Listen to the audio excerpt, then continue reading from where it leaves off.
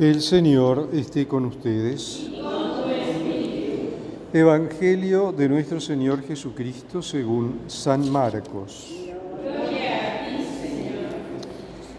Jesús fue con Santiago y Juan a casa de Simón y Andrés. La suegra de Simón estaba en cama con fiebre y se lo dijeron de inmediato. Él se acercó, la tomó de la mano, la hizo levantar.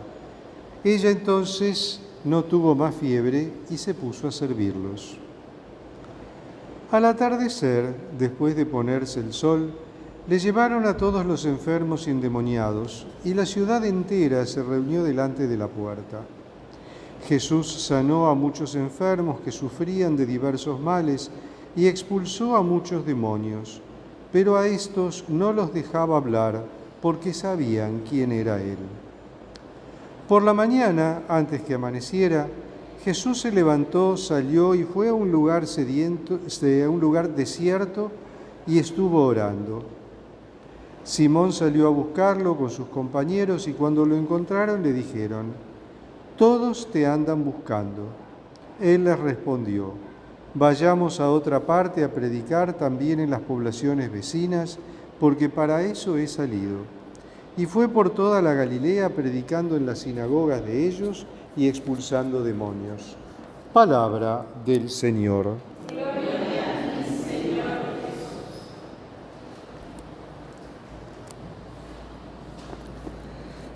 El domingo pasado lo veíamos a Jesús enseñando en la sinagoga de Cafarnaún y en la sinagoga de Nazaret después. Pero acá, evidentemente, esta acción que nos relata el Evangelio de Marcos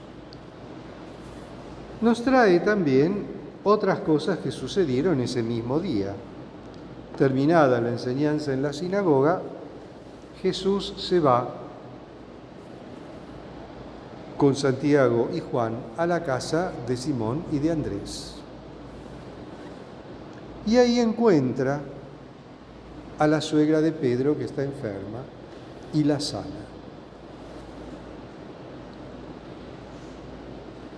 Este hecho, además del hecho milagroso en sí, de la curación de la suegra de Pedro, pensemos que nosotros decimos, sí, pero tenía una fiebre nomás, sí, pero en aquella época la fiebre era el precursor de la muerte, ¿no? No se olviden que no existían los antibióticos y la medicina era la que era muy rudimentaria. O sea que una fiebre era motivo de mucha preocupación. En ese contexto, Jesús la sana. Pero también hay otro detalle. Jesús va a la casa de Pedro y de Andrés.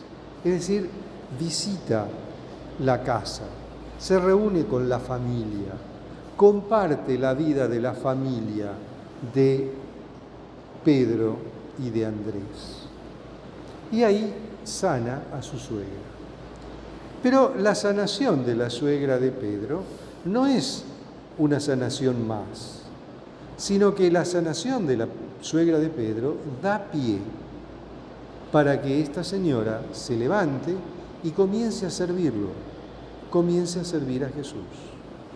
O sea, Jesús opera el milagro y tras operar el milagro, el beneficiario de ese milagro se va a poner a servir al Señor.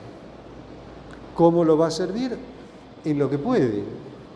Esta señora se levanta de la cama y se pone a servir a Jesús. Jesús tenía fama ahí en Cafarnaún, donde están. Y entonces la gente viene, va a verlo, le traen los enfermos, le traen los endemoniados, sanan los enfermos, libera a los endemoniados. Pero a los demonios no los deja hablar, porque saben quién es Él. Y Jesús no quiere que el padre de la mentira dé testimonio de Él. Ya lo decíamos el otro día, con el maligno no se negocia y con la tentación tampoco. Y aquí el Señor no les permite expresarse y los expulsa sin más. Luego, aquí también otra cosa muy importante, después de toda la actividad de ese día, el Señor se retira a descansar. Pero el reposo físico no es el único reposo que el Señor necesita. Sí, físicamente está cansado y tiene que descansar, como tenemos que descansar todos al final de una jornada de trabajo, de ocupaciones, etcétera, etcétera. Pero Él también necesita el reposo espiritual. Entonces se levanta muy temprano y se va a un lugar solitario a orar. Jesús necesita reconectar con su Padre. El discípulo de Jesús también necesita conectar con Jesús.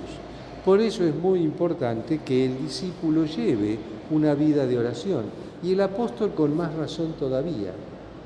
Porque como decíamos el otro día, no podemos enseñar, no podemos dar lo que no tenemos, por eso necesitamos alimentarnos de Jesús.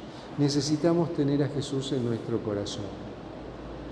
Y como Jesús se retiraba a orar, también nosotros tenemos que tener nuestros tiempos y nuestros momentos de oración y de diálogo con Dios.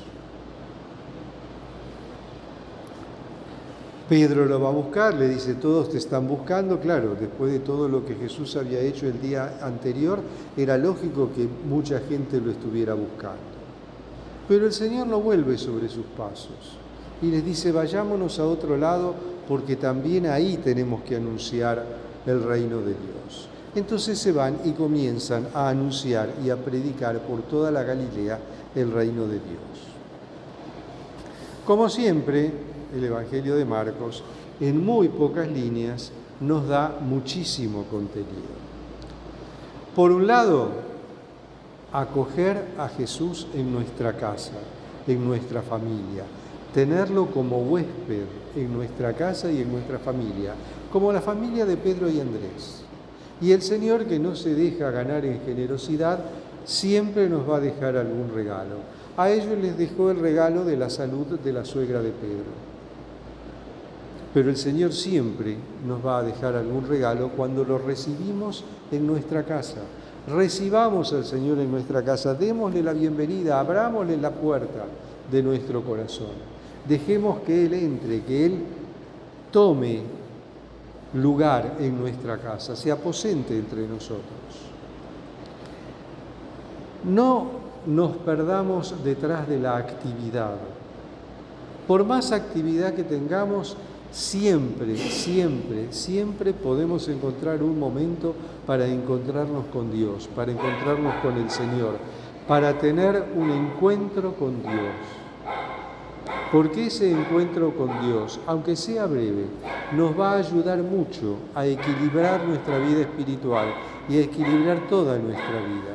Porque cuando nuestro corazón está bien, está preparado, está dispuesto a encontrarse con el Señor, el resto de las cosas, no es que los problemas se van a solucionar, pero sí nos vamos a enfrentar a los problemas de una manera diferente.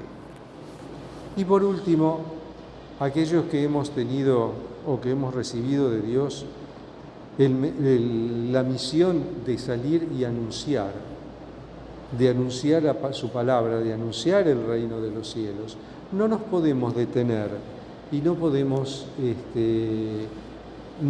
distraernos. Tenemos que salir y anunciar, tenemos que llevar a todo el mundo el mensaje de Cristo Jesús, porque el mensaje del reino es urgente y no admite dilaciones. Recibamos a Jesús en nuestras casas, démosle cobijo, démosle hospitalidad y veremos que el Señor va a obrar con nosotros maravillas. Alabado sea Jesucristo.